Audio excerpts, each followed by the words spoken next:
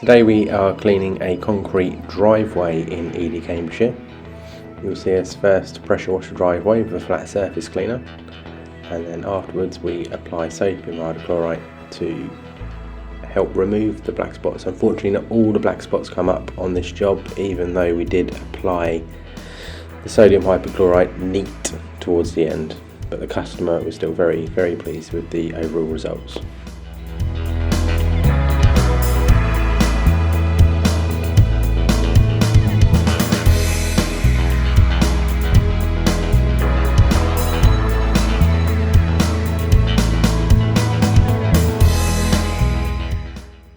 Here you'll see me apply the sodium hypochlorite neat, and you can see it does help remove a lot of the black spot almost instantly.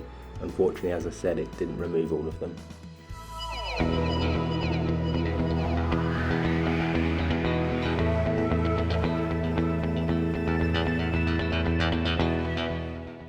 Here's the before and after shots of the driveway that we cleaned. I hope you liked the video. If so, please give it a like and please consider subscribing.